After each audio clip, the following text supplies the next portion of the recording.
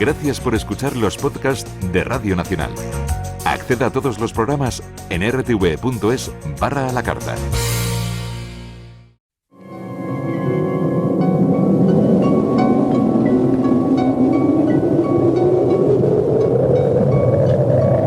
Solo cuando el túnel está en la más absoluta oscuridad es cuando puede volver otra vez la luz.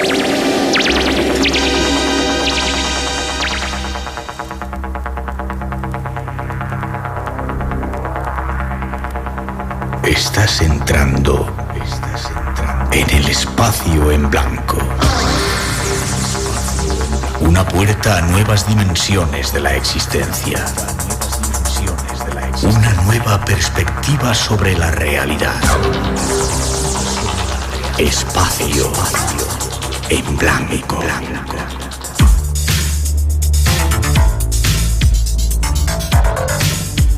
Una producción escrita y dirigida por Miguel Blanco.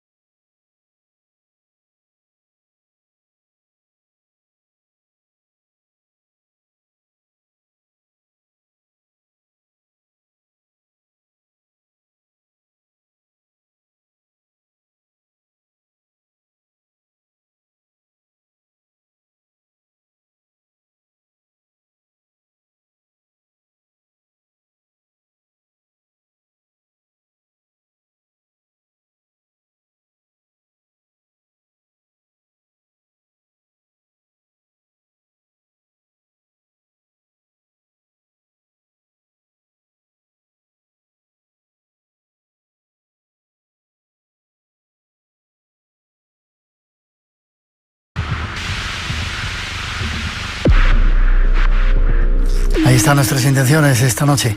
Solo nos queda saludar a nuestro primer invitado, especial invitado de la noche, Fray Juan Ignacio Cuesta. Buenas noches. Hola, buenas noches. Hacía tiempo que no pasabas por aquí, Fray, ¿eh? Bueno, de vez en cuando hay que venir. Yo me alegro que vengas. Déjame que te presente para los que no te conocen, aunque estábamos hablando ahora que tú te estás convirtiendo en el decano, junto con Enrique y Vicente, de este mundo del misterio, ¿verdad? Muchos años ya divulgando todas estas historias. Muchísimos años, sí, efectivamente. No sé si te pregunté cuando teníamos la sección de cómo te metiste en esto, ¿por qué?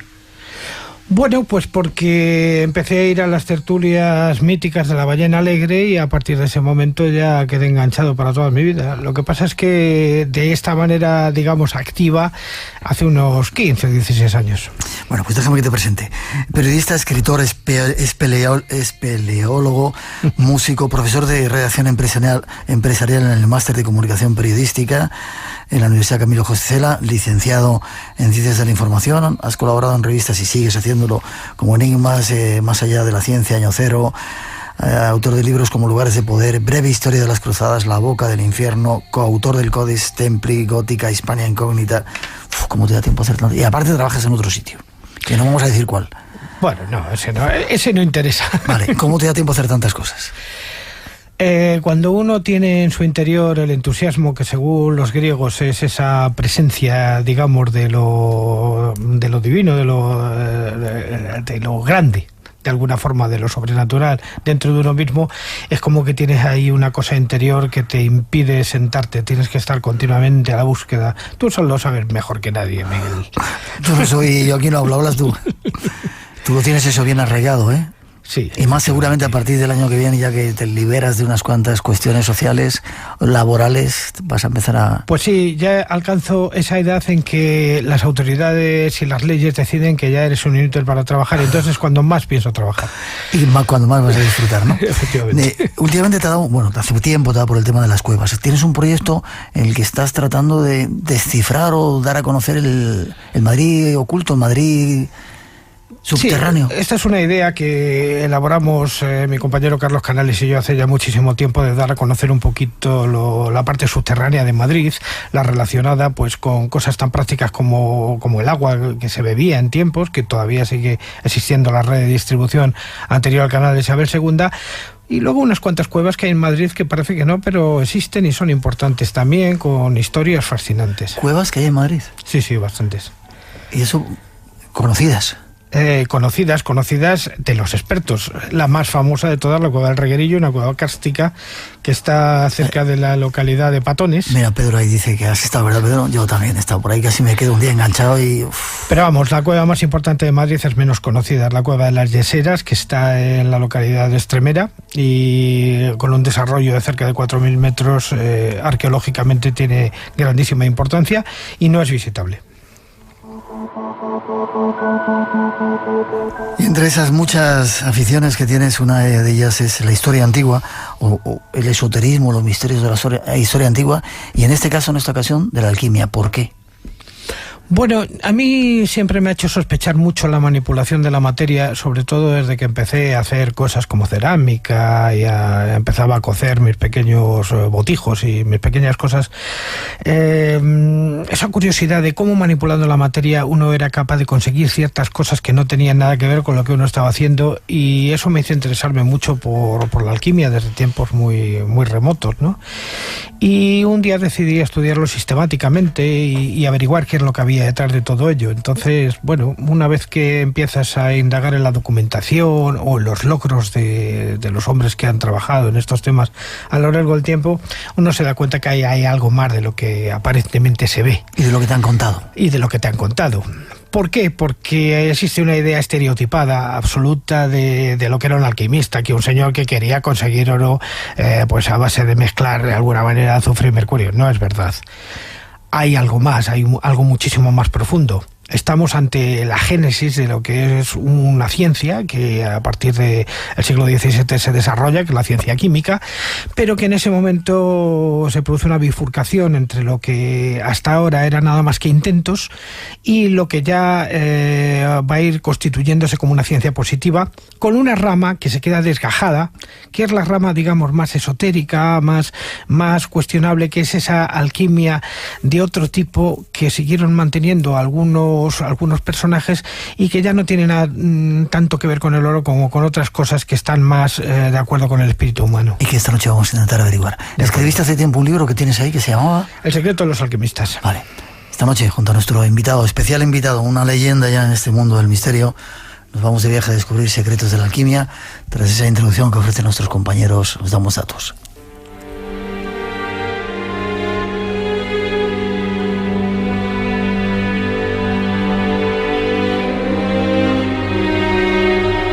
Alquimia, palabra extraña que nos sugiere una imagen estereotipada, a la que recurre nuestra memoria por ignorancia. Para la mayoría de las personas, un alquimista no es más que un orate, un ser extravagante que pasa su tiempo encerrado en un cuarto entre penumbras danzarinas a las que da vida el fuego. Inclinado sobre una hornilla a la que llama Atanor, en la que pone y quita cosas continuamente, moviendo los cacharros en busca de algo que su vista no parece encontrar. A su alrededor bullen líquidos de variados colores, en redomas de vidrio de las que salen vapores, también coloreados. Aquel hombre suele ser viejo, viejo y barbado, y se viste de sayal color tierra. No cuenta a nadie lo que busca, ni a su ayudante, al que ordena hacer cosas que éste no comprende. Quienes saben lo que hace, piensan que trata de conseguir oro usando piedras, tierra y cosas que encuentra por ahí o que le traen los mercaderes. Una de ellas es un líquido brillante que, si le da la luz, ofende a la vista y hace entornar los párpados para recrear después fugaces marcas de luz que van recorriendo como serpientes los techos del laboratorio. Así introduce nuestro próximo invitado nuestro tema, la alquimia. Conozcamos algunos de sus secretos. ¿Te ha gustado? Bueno, está muy bien hecho con una voz mucho más bonita que la mía. Este dibujo, de alguna manera, del alquimista estándar. Ese era un texto tuyo, así introducías tú en tu libro La alquimia. Déjame que te pregunte qué es un orate, perdón por mi ignorancia. Hombre, orate, la palabra orate hace referencia a alguien que ha perdido la razón. O que aparentemente la ha perdido. Vale, Atanor, para nuestros oyentes que no lo sepan, o también para mí. El Atanor es la hornilla con la que trabajaban los alquimistas para calentar sus diferentes mixturas. La hornilla es la cocinilla. Sí, una hornilla que en algunas ocasiones era de leña, otras de carbón y, en fin, diferentes artilugios. Vale, comencemos por el principio. ¿Dónde surge la alquimia? Es que no está claro dónde surge la alquimia, porque primero tendríamos que definir exactamente qué es lo que es la alquimia, qué es lo que es la alquimia. Vale, pues te lo pregunto así. Para poder de alguna manera decir dónde empieza a hacerse algo así, y no lo sabemos. La alquimia es una palabra que viene del árabe, que significa mezcla de líquidos. Realmente no es otra cosa. Pero antes de que los árabes la nombraran de alguna manera, este tipo de manipulación se venía haciendo desde hace muchísimo tiempo, sobre todo en relación a la experiencia que el hombre empezó a tener con el fuego y que diferentes sustancias con las que se iba encontrando a lo largo del camino, y que no se sabe si alguien le instruyó en su uso o lo encontró por casualidad, no lo sabemos. El origen de la alquimia posiblemente no está escrito. No está escrito simplemente porque la primera vez que alguien se encontró con un metal que se licuaba al contacto con el fuego, no está registrado en ningún escrito. Yeah. Pudo ser en China, pudo ser en la más remota antigüedad, no lo sabemos. Lo que sí que es cierto es que empezaron a surgir, y esto más o menos lo tenemos claro, metales. En una primera, si atendemos a Mircea Eliade y a sus teorías, guerreros y alquimistas, el primero que consiguió meter una piedra de limonita en una hoguera y empezó a salir una cosa que se transformaba en un trozo de hierro informe, fue el primer alquimista. ¿Dónde fue? ¿En China? ¿En Persia? No lo sabemos, Miguel.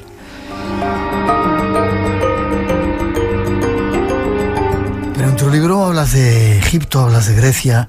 quizá como lugares donde se practicó. Claro, porque ya tenemos que ir a los sitios donde se sistematiza de alguna manera su uso. Los lugares más antiguos donde encontramos ya este tipo de manipulaciones documentadas de alguna manera, pues son China, Sumeria y Egipto.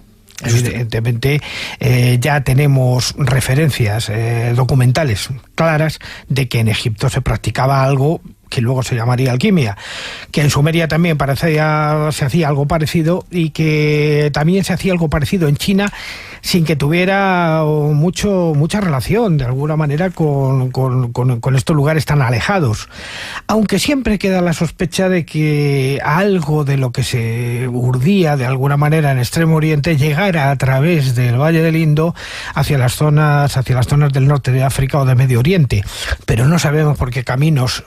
Lo que sí sabemos que si eso sucedió fue a raíz de las rutas y las caravanas que venían con especias desde Extremo Oriente desde tiempos remotos. Ya. Hay, como en algunas otras parcelas del conocimiento humano, una intervención de los dioses que dieron ayuda a los humanos para decir, ahí tenéis.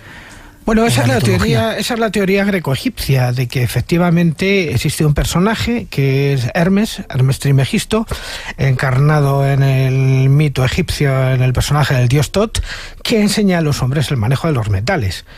Y un personaje que luego se iría encarnando en diferentes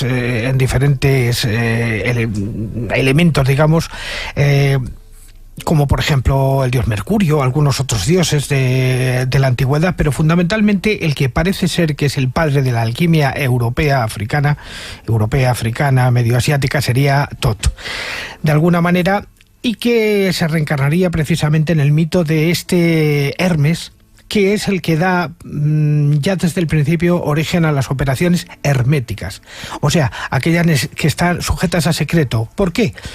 Esto es lógico y es muy fácil de entender, simplemente porque el dominio del manejo de los metales en una primera instancia era prácticamente un secreto de Estado. Por lo tanto, el dios que manejaba estas cosas manejaba unos conocimientos que no podía darle a todo el mundo. Y de ahí, herméticos. Claro, y de ahí ya aparece la palabra hermético. Y el personaje que nos muestra en la mitología egipcia y la mitología griega es a Hermes Trismegisto. O sea, el Hermes que sería 3 veces grande. Nadie sabe si fue una escuela, una corriente filosófica, un personaje, un suprahéroe o un semidios que bajara de algún sitio y que transmitiera todos esos conocimientos a los hombres. Lo que sí que es cierto es que se le identifica a él con la aparición de este tipo de conocimientos. Espacio en Blanco, en Radio Nacional, con Miguel Blanco.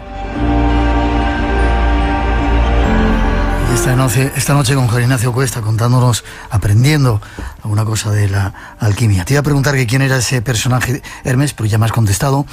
La alquimia tiene principios, creo que 7, ¿o no? Bueno, hay 7 principios de la alquimia que luego fueron relacionándose de alguna manera en una serie de documentación posterior y que llevan a la creación de un documento que no es un documento antiguo, es un documento que se creó en el siglo XIX, que es el Kybalión.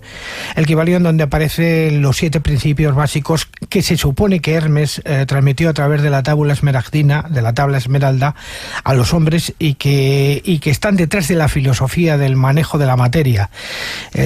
Bueno, los 7 los podríamos enumerar: el principio de lo magnético, de la vibración, de lo mental. Pero el más importante de todos, sin duda ninguna, es el segundo de todos. Para mí es el más importante, que es lo que está arriba es como lo que está abajo. O sea, lo que nosotros podemos observar en los planos superiores de nuestra conciencia, ya no solamente en los planos superiores de nuestra observación, es exactamente igual que lo que está debajo. Algo que, por cierto, la ciencia no ha podido evitar ni liberarse de ello, porque efectivamente ahora que estamos en las grandes teorías, sobre todo con la aparición de la física cuántica entre el macrocosmos y el microcosmos, nos damos cuenta de que efectivamente ese principio de lo que atares en la tierra será atado en el cielo, lo que esté arriba es como esté abajo, lo veamos desde la vertiente bíblica o desde la vertiente filosófica, está perfectamente justificado por el comportamiento de la materia. ¿Sí?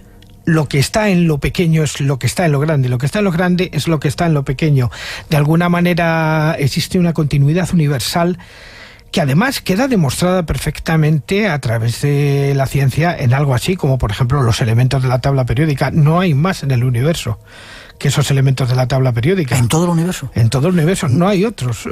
¿No hay un metal desconocido que haya en otro planeta? Más allá no, o sea, aparte ya por encima de las tierras raras ya serían metales o cuerpos o materiales absolutamente inestables y tal, que no tendrían razón de ser nada más que millonésimas de segundos. De hecho, sucede con el actinio, con el laurencio y con algunos otros que ya están en el fondo de la tabla periódica y que ya tienen una existencia muy complicada, más allá de unos millonésimas de segundo.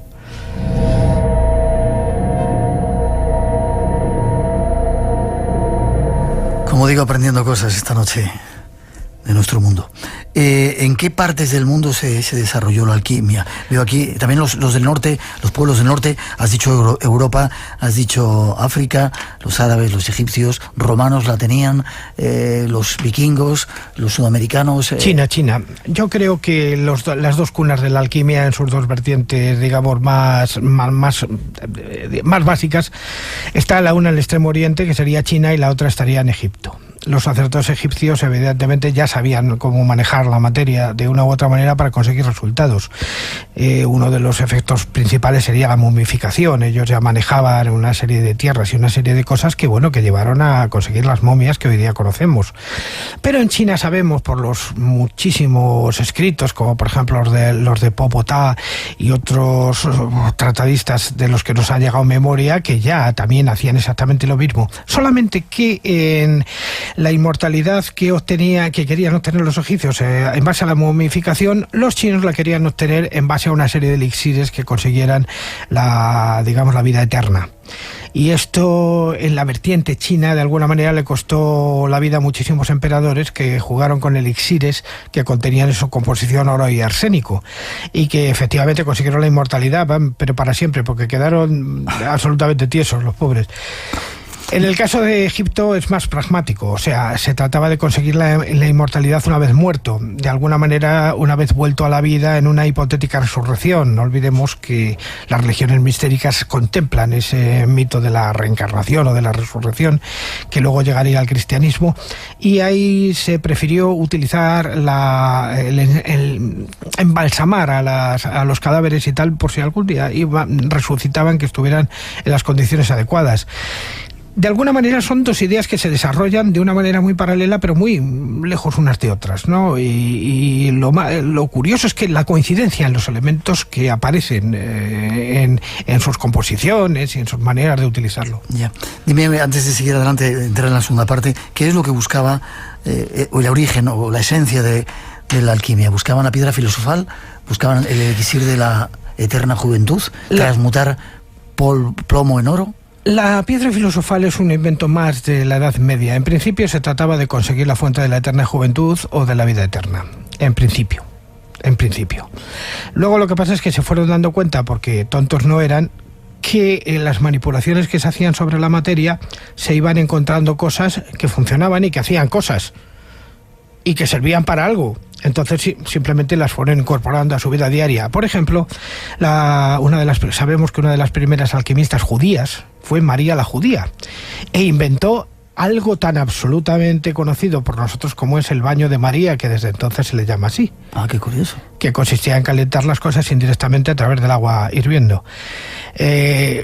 María la Judía, la primera alquimista de alguna manera reconocida en Oriente Medio, nos ha llegado hasta nosotros, al menos en su nombre. Se sabe que construyó otros artilugios, como por ejemplo artilugios que eran capaces de depositar capas de plata o capas de bronce sobre metal. O sea, ya inventó la electrólisis. O sea, que es curioso, ¿no? ¿Y quién inventó la pólvora? La pólvora la inventaron los chinos. Los chinos desarrollaron, aunque en una etapa muy temprana, una serie de elementos que les sirvieron en principio no para ser utilizados en el arte de la guerra, sino para entretenerse. O sea, inventaron los fuegos artificiales. Es cuando la pólvora llega a Europa a través de... Pero lo hace como un desarrollo de la alquimia, ¿no? Como un desarrollo, un descubrimiento. Es que la alquimia lo que busca es una cosa, que es la eterna juventud. Y por serendipia, o sea, busca una cosa y encuentra otra, lo que van encontrando son cosas que luego les van sirviendo para su vida diaria. y los chinos encuentran la pólvora que allende el tiempo dejaría de ser un entretenimiento para ser otra cosa con su llegada a Europa. Aunque ya en Europa, por algunas influencias, gentes como Roger Bacon ya describen algunas fórmulas que podrían haber venido perfectamente de China para la fabricación de explosivos. Esta noche hablando de alquimia, aprendiendo cosas de alquimia con nuestro primer invitado. Hay más cosas que queremos contaros. No os las perdéis. Nos solidarizamos contra el crecimiento de la extrema derecha. Los documentos filtrados pueden resultar engañosos. Hoy podemos decir que hasta ahora... El próximo año estará otra persona. Corresponsales. Un mundo de noticias. Radio Nacional de España. Hace casi 2000 años, un grupo enigmático de personas que recibían el nombre de alquimistas se embarcaron en una misteriosa y peligrosa búsqueda. En laboratorios rudimentarios, arriesgaban su vida intentando fabricar oro. También pretendían hallar la sabiduría divina y el secreto de la inmortalidad. La búsqueda del alquimista es la búsqueda de la perfección. Los misterios abundan en la historia oscura de la alquimia. ¿Quedan todavía símbolos místicos de la alquimia en las grandes catedrales de Europa? ¿Fue un brillante alquimista del Renacimiento el primero en crear vida en un tubo de ensayo? ¿Enloqueció Isaac Newton, uno de los mayores cerebros de la historia, por su secreta obsesión por la alquimia? La ciencia del siglo XX puede haber demostrado las antiguas teorías que ya sostenían los alquimistas. Los físicos modernos han conseguido transmutar metales comunes en oro.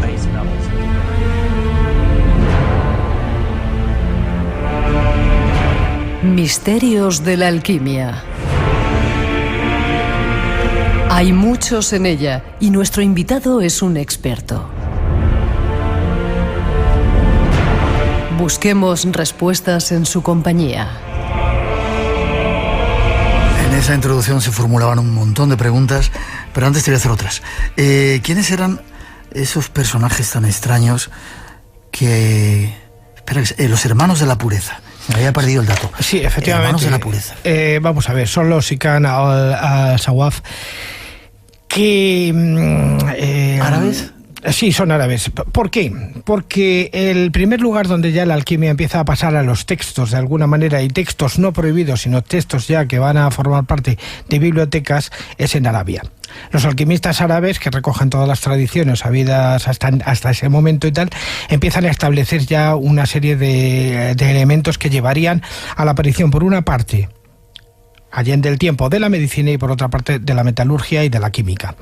Estos son los Sikan al-Sawaf, que son los traducido de alguna manera los hermanos de la pureza. Era una hermandad de alguna manera de corte sufí, que estaban dedicados a la recopilación de todos estos datos que venían de algunas bibliotecas o de lo que quedaba de algunas bibliotecas antiguas, y que de alguna manera sistematizaron de alguna forma los conocimientos que se tenían sobre la manipulación de la materia para conseguir cosas. Y ya digo que en ese momento ya se dan cuenta de que la alquimia no solamente sirve para... Es más, no sirve para obtener la inmortalidad, pero sí sirve para obtener la salud, por una parte, sirve para obtener grandes aceros por la otra, grandes tintes y grandes cosas así. Entonces, claro, como tontos no eran, dice, bueno, pues no conseguimos lo que estamos buscando, pero conseguimos otras cosas que nos sirven, y que de ahí, de alguna manera, fueron pasando a Europa a través del Califato de Córdoba y a través del Camino de Santiago, fundamentalmente.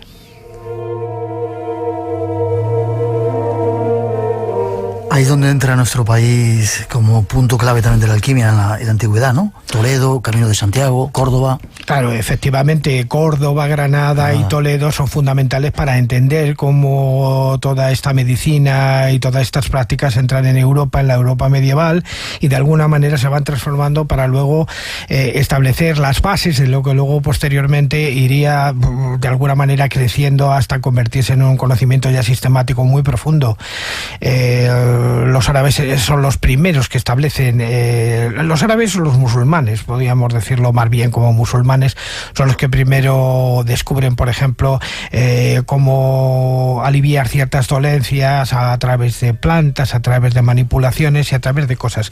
Pero como los musulmanes que transmitieron esos conocimientos alquímicos, por decirlo de alguna manera, eran de corte sufí, no podía quitarse ahí la religión, la filosofía y el misticismo fundamentalmente por encima de otras cosas. De tal manera que podemos decir que ya desde un principio existen dos objetivos del alquimista completamente claros. Uno es la transformación de la materia a través de la manipulación y otro es la transformación de sí mismos a través de esa misma manipulación y la observación de los resultados.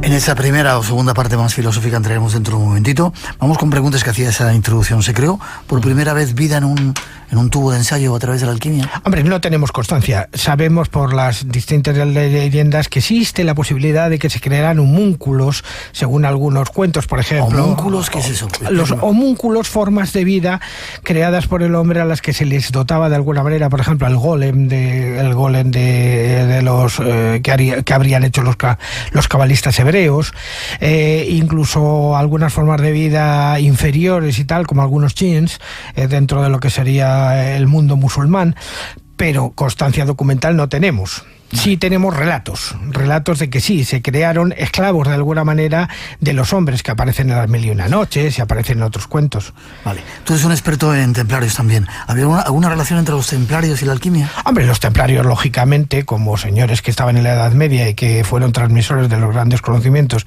que venían de Palestina y de Oriente Medio en general, tuvieron acceso a las bibliotecas, fundamentalmente a la de los del Viejo de la Montaña, de San Al-Sabah, y trajeron todos esos elementos y los incorporaron lógicamente a la iconografía cristiana.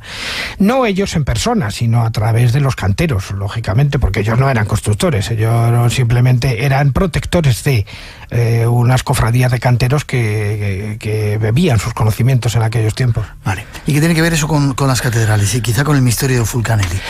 ¿La alquimia tiene algo que ver con...? Bueno, porque la simbología alquímica, que ya desde el principio estuvo prohibida por las diferentes razones teológicas que llevaron a considerar que el hombre no debería tener poder sobre la materia porque lo único que podía tenerla era Dios, y hicieron lo posible por ocultarlo dentro de símbolos. ¿Y qué es lo que pasa? Que esos símbolos son heredados por el gótico, por lo que llamamos el gótico, que ellos no sabían que aquello se le iba a llamar gótico, pero bueno, la catedral es el gran compilador de alguna manera de una serie de conocimientos que quedan ocultos a través de la iconografía y a través de la imaginería de toda aquella época, y que su secreto efectivamente nos lo revela en el siglo XX, a finales del XIX, principios del XX, un personaje extraño del que no sabemos prácticamente nada, que se hacía llamar a sí mismo Fulcanelli, detrás de quien no sabemos quién estaba. Unos decían que estaba Camille Flammarion, bueno, las teorías son muchísimas.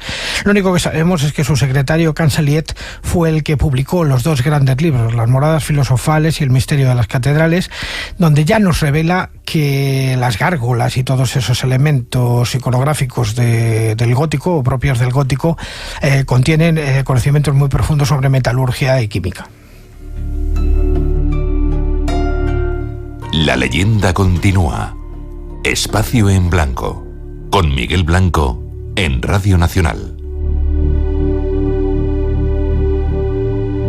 Se tiene constancia con Ignacio de que, vamos a hablar de la parte material, luego entramos en la espiritual, de que realmente se llegara a transmutar el plomo en oro, que se consiguiera oro con esta serie de prácticas alquímicas. Constancia documental de la consecución de oro solamente en relatos muy dispersos.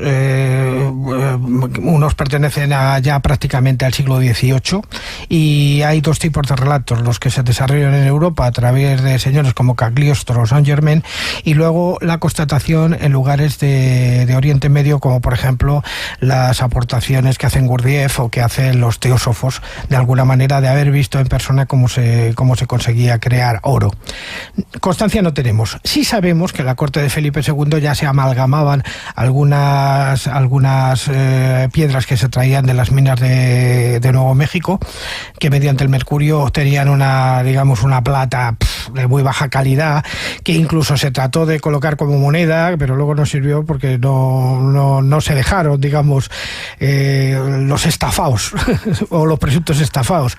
Sabemos que Rodolfo II de Baviera llevó a su corte, por ejemplo, al famoso espía alquimista John Dee para intentar conseguir oro, pero no sabemos si alguien consiguió oro en aquella época. Lo dudo bastante complicado, lo veo bastante complicado, porque realmente si hubiera sido tan fácil obtener el oro, digamos, en los laboratorios grandes que construyó Felipe II o otra gente de la época, pues no hubieran ido a América a sacarlos a las minas de Potosí y de otros lugares, ¿no?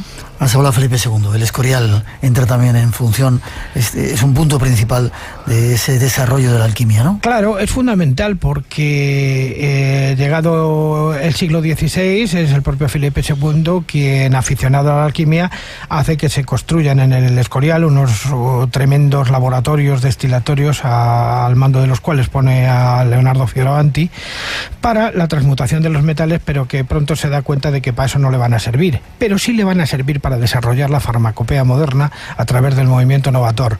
Y todavía algunos artilugios como la Torre de Matiolo y otros que están en la Torre de la Botica del Escorial todavía siguen existiendo, y a partir de ahí digamos que empiezan a crearse en España fundamentalmente los jardines alquímicos, donde se cultivan ciertas plantas que llevarían a la obtención de lo que se llaman las quintas esencias, o sea, la medicina iatrogénica basada en las teorías de Paracelso, que permitía curar enfermedades por la utilización directa de la química sobre el cuerpo, no buscando la reacción del cuerpo, sino la intervención directa de la química sobre las dolencias humanas. Mira cómo te viene lo que sabe este tío, ¿eh? Jardines que has dicho alquímicos. Claro, uno por ejemplo de las plantas fundamentales que ha servido para que la humanidad haya vivido un poquito mejor desde aquellos tiempos fue el cultivo de la dormidera, que según la fórmula de Paracelso se convertía en láudano mediante una tintura en alcohol, y ese láudano, que en definitiva era opio, pues lo que permitía era pues luchar contra el dolor. Aprendiendo cosas de la alquimia. Se van a quedar 1000 temas por tratar, con lo cual tendrás que volver al programa, Fray. Vamos con la tercera introducción, que nos va a dar algunos datos de personajes que han cambiado la historia.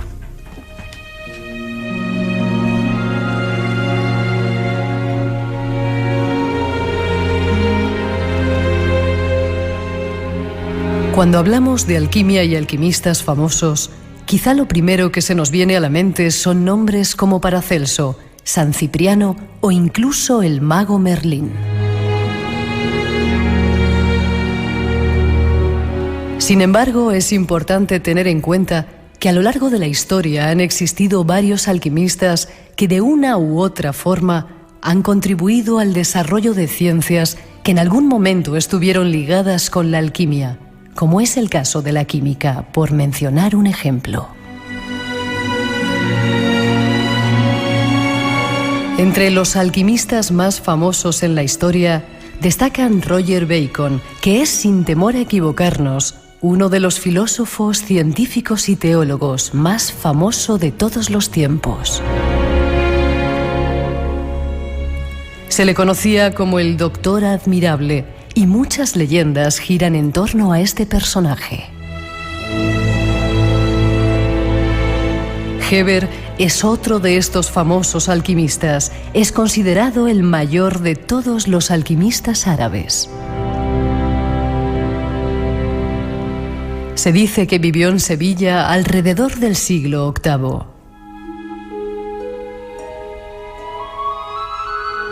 Hay quienes afirman que además de un gran alquimista, fue astrólogo, astrónomo y mago, a quien se le atribuye la autoría de cientos de libros que versaban sobre alquimia y los diferentes procesos para transmutar los metales en oro.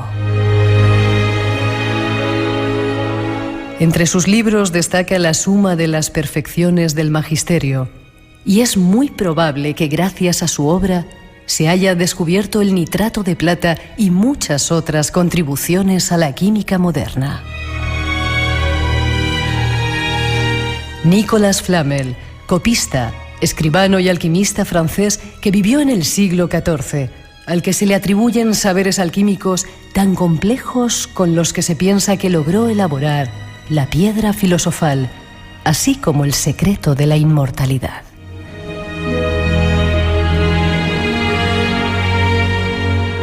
Son solo algunos ejemplos, hay más. Ahí hemos nombrado, Juan Ignacio, unos pocos alquimistas famosos en la historia. Si quieres, nos vamos atrás, adelante, como quieras. Bueno, alquimistas famosos en la historia, desde el principio ya he nombrado a María la Judía, podíamos nombrar algunos griegos, pero bueno, vamos a centrarnos un poquito en los que se ha hablado. Geberes, desde luego, es fundamental, porque Geberes es el gran sistematizador. Desde Sevilla y a través del Califato de Córdoba, pues nos introduce de alguna manera una serie de textos que luego llevarían posteriormente al desarrollo de lo que es la alquimia medieval, que se dio fundamentalmente en los conventos, como es lógico. El resto de la gente estaba para la guerra, no estaba para la alquimia. Entonces Roger Bacon efectivamente es un monje, lógicamente, y a partir de ahí pues serán monjes los que van desarrollando, por ejemplo, Hildegarda de Bingen, una mujer, la gran abadesa del convento de Bingen, muchísimos otros, e incluso la traducción en la pintura de muchísimos elementos alquímicos que, por ejemplo, se traducen en las obras de Bruegel o del Bosco. Okay. Lo que pasa es que ya vamos a entrar ya en el mundo del siglo XVI, donde ya la alquimia empieza a ser algo ya que empieza a establecer dos ramas. Y hay un momento en que la alquimia se separa de la alquimia, evidentemente, que es con Robert Boyle, fundamentalmente cuando aparece la teoría flogisteana, que es cuando el flogisto o ese ánima y tal, que es lo que hace que los cuerpos ardan o que los cuerpos se calienten o que generen llamas, lleva de alguna manera a otros conceptos que luego serían tumbados por Lavoisier posteriormente, que descubriría que efectivamente las cosas no arden porque exista el flogisto, sino simplemente porque el oxígeno se mezcla con ellas y las oxida. Y a partir de ahí, pues claro, tenemos que hablar de tantos, de Athanasius Kircher, el jesuita, de muchísimos otros. Es que Basilio Valentín, para mí, fundamentalmente, Nicolás Flamel, ya hemos hablado de él, pero Isaac claro, Isaac Newton, que era a medias científico y a medias místico, y que escribió más libros de alquimia que de ciencia, que eso lo sabe muy poquita gente, pero es cierto y tal.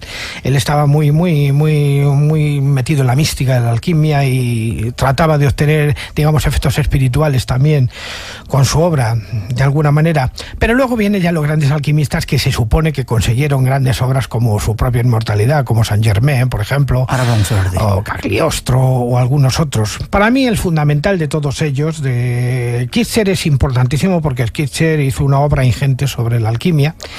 Pero para mí fundamentalmente Basilio Valentín creo que es el más importante de todos, porque es el que establece el lenguaje propio de la alquimia mística. Vale. La Iglesia trató de controlar este conocimiento, lo tachó de herético.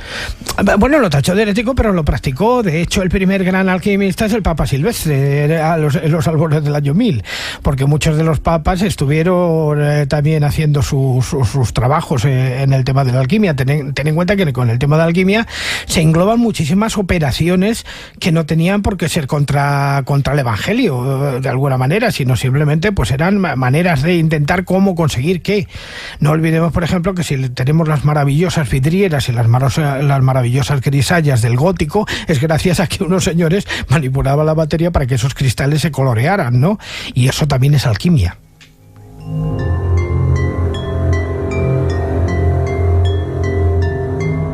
Ha nombrado Saint Germain, el conde Saint Germain. Hay toda una leyenda que dice que ha aparecido en diferentes épocas como si hubiera sido capaz de conseguir ese elixir de la eterna juventud. Antes se preguntaba por si se había podido transmutar el plomo en oro. ¿Se ha conseguido realizar ese elixir que te hace ser, a ti te pasa, muy joven durante mucho tiempo? Yo dudo que se haya conseguido en el pasado, pero ya estamos a punto de conseguirlo, porque de alguna manera la gran paradoja de la alquimia es que el gran objetivo de la alquimia, que era conseguir precisamente la gran longevidad, si no la vida eterna, ahora se va a conseguir a través de la genética, que no deja de ser una manipulación alquímica si lo vemos desde el punto de vista práctico de las cosas. Realmente el gran avance de las ciencias positivas relacionadas con la química, con la física, con con la genética, con la biología, pues nos lleva a un estado actual en el que prácticamente vamos a conseguir el sueño de los alquimistas de algún modo, ¿no? Vivir eternamente. Hombre, eternamente no, pero sí por lo menos estar hasta el último día, digamos, con lucidez mental, ¿no? Últimos minutos, aportaciones de la alquimia a la vida de los seres humanos. La alquimia, prácticamente todo, sobre todo la medicina, muy por encima de otras cosas. Por un lado la química. Por un lado la química y por otro lado la medicina, el descubrimiento de los óxidos, sobre todo de los 3 grandes ácidos, clorhídrico, nítrico y el vitriolo, el ácido sulfúrico, que permitieron trabajar los metales de otra manera, el descubrimiento de los aceros con carbón, tantas y tantas cosas. Sería imposible hoy día tener un teléfono móvil si no hubiera ha habido un alquimista en el pasado que se planteó que una cosa en la naturaleza se podía transformar por otra u obtener de esa materia de la propia naturaleza su quinta esencia y hacerla funcionar a favor de un proyecto nuevo. O sea, somos hijos de la alquimia y seguimos practicando la alquimia de otra manera. Lo que pasa es que hoy lo llamamos de otra manera, pero por ahí va la cosa. Excepto en el caso de la alquimia mística, que eso ya es más profundo. Casi vamos a terminar con ello. Lugares alquímicos en España o en la península ibérica que sean importantes para ti. Bueno, pues por citar algunos, el más importante para mí es la finca Regaleira de Sintra. ¿Finca Regaleira? Sí, la quinta Regaleira de Sintra, que es un lugar muy especial. Pero luego en el desarrollo de los grandes jardines de... Pero espera, ¿por qué es especial esa finca? Pues porque quien lo hizo en su día aquello tenía conocimientos muy profundos de lo que era la simbología alquímica y los aplicó precisamente allí a que el adepto, de alguna manera, en un paseo extraño por un curioso laberinto que él construyó en la zona, fuera descubriendo los secretos de la manipulación de la materia. Pero eso también se dio en otros lugares de España. Por ejemplo, aquí en Madrid somos ricos en ello porque tenemos, por ejemplo, el Parque del Capricho, o tenemos los propios Jardines del Retiro, algunos lugares interesantes en este sentido, el Palacio de Bomarzo en Italia, de Francesco Orsini, y muy importante también sería, por ejemplo, en Barcelona, uno de los grandes jardines alquímicos de Europa, que es el Parque Güell de Gaudí, porque Gaudí de esto sabía un rato, de alquimia y de todo. De hecho, su arquitectura es una manipulación descarada de la materia en función de conseguir algo sublime, y eso no se lo ha podido quitar nadie, es más, nadie lo ha podido imitar. Hay alquimistas ahora en estos días, sabemos que hay uno en Mataró, cerca de Mataró, que ha venido algunas veces a nuestro programa. Un tal Luis Silva. Un tal Luis Silva, sí, señor. Saludos a Luis, que sé que escucha el programa, nos ha dado unas lecciones increíbles, y él tiene su atanor, tiene su laboratorio secreto ahí. ¿Hay otros más que estén? Sí, algunos compañeros nuestros, como Marrey Bueno, y algunos otros. Yo también, pues, con la cerámica o cosas... sus pinitos. Hago mis pinitos, hago mis cosas, pero vamos, yo lo que trato de obtener fundamentalmente es la emoción, porque la alquimia también provoca emoción, y el arte no deja de ser alquimia, puesto que está creada para conseguir algo que el hombre no tiene por sí mismo, que es la emoción, o sea, el sentimiento interior de que uno tiene un Dios dentro, que es lo que significa la palabra emoción. Ya, espera que pongamos música.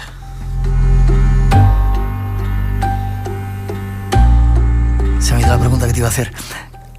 Otros lugares donde haya aspectos de esos que tú conoces, de cuevas, de sitios extraños, donde haya impregnaciones de la alquimia, y terminamos hablando de la alquimia mística, que es lo que pretende. Hombre, para mí el instrumento arquitectónico más importante de España, desde el punto de vista alquímico, sería la iglesia de San Bartolomé en el Cañón de Río Lobos, en la provincia de Soria, que creo que fue hecho adrede precisamente para conseguir esos efectos de tipo espiritual.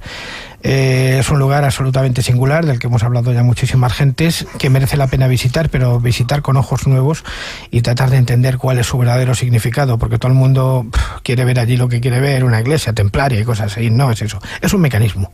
¿Es un mecanismo? Es un mecanismo para tu propia transformación. Es algo que, si tú no estás avisado, te deja ya marcado para siempre, simplemente su contemplación. Ya. ¿Hay lugares de esos todavía que tengan? Sí, los hay, se toca San Juan de la Peña en la provincia de Zaragoza, la Alhambra de Granada fue hecha con esa intención, claramente. Son lugares donde uno se transforma, entonces han sido hechos para la transformación del hombre, pero para la transformación espiritual, no material. ¿Has dicho San Juan de la Peña en Zaragoza? San Juan de la Peña, sí. ¿No es Huesca? Huesca, sí, perdón. En Aragón. Sí, bueno, que siempre... Está en la zona, digamos, limítrofe, efectivamente, Huesca. Vale. Terminamos hablando de la alquimia, de esa otra alquimia espiritual. Se ha practicado durante mucho tiempo. ¿Por qué era tan secreto? ¿Por qué es tan secreto todavía este asunto, este tema? ¿Y por qué quizá la ciencia oficial no la acepta? Pues porque lo que ahora se llama ciencia oficial. Pues porque la alquimia espiritual es lo que roza, digamos, la ortodoxia de las enseñanzas de las grandes iglesias, de las tres grandes iglesias, y que a pesar de que se nutre tanto de la cábala como del sufismo, como de, digamos, la parte más mística del cristianismo, la iglesia no la ve muy bien, porque claro, es capaz de conseguir personas que piensan por sí mismas o que actúan por sí mismas o que sienten por sí mismas.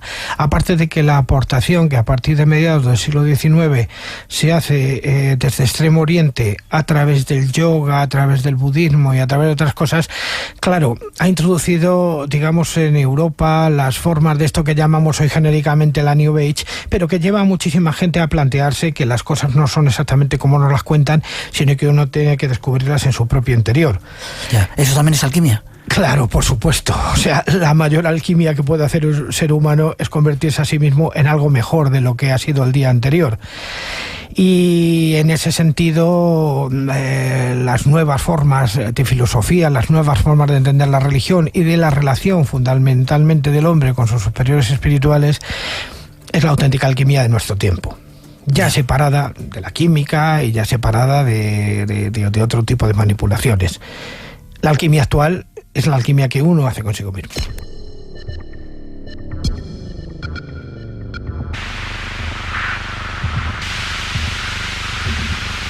Juan Ignacio Cuesta nos da una lección de alquimia. ¿El sexo quizá también sea una forma de...? Claro, el yoga, el tantra yoga, que es una forma de autosexo sagrado, es importantísima. Quisiera hacerte solamente ver una cosa. Uno de los grandes caminos peregrinales de todos los tiempos, que es el Camino de Santiago, en la Edad Media se recorría como una senda peregrinal para que te perdonaran los pecados. Hoy día muy poca gente lo hace con esa intención. Hay muchísima gente que corre el Camino de Santiago en busca de sí mismo. Bien. Eso es la alquimia. Gracias por haber estado con nosotros. Forma de contacto contigo. Bueno, ¿hacéis viajes todavía por ahí a esos lugares? Sí, claro que sí. ¿Cuándo me llevas a alguno de esos para ver las cosas con otros Eso ojos? Tú sabes perfectamente que tienes la puerta abierta en cualquier momento. ¿Forma de contacto para saber ese tipo de cosas? De los genéricos de que se puede apuntar la gente a través de lascobula.com. Y de los que no se puede apuntar la gente, te llamo y me llevas. Pues también a través de ahí. Yo no tengo muchos sitios donde esconderme. Gracias por haber estado en el programa. Gracias por tu aportación, por tu sabiduría. Quiero seguir teniéndote en el programa, que nos cuentes, nos sigas enseñando cosas, Fray. Yo vendré cada vez que tú me llames. Gracias, ha sido un placer que estés con nosotros. Feliz verano. A ti. Gracias. Espacio en Blanco, en Radio Nacional, con Miguel Blanco.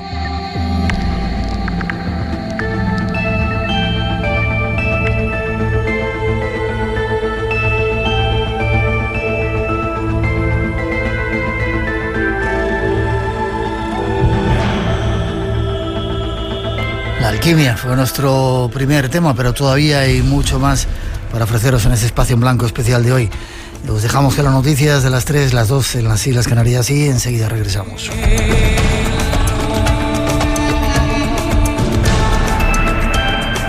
A la vuelta, otro invitado de peso, uno de nuestros compañeros, Miguel Pedrero, nos va a llevar a descubrir lo que llaman el secreto del Caribe. Fidel Castro, hay un montón de gente ahí metida en ese secreto, no os lo perdáis y no os vayáis, enseguida regresamos. Este es el Espacio en Blanco aquí en Radio Nacional.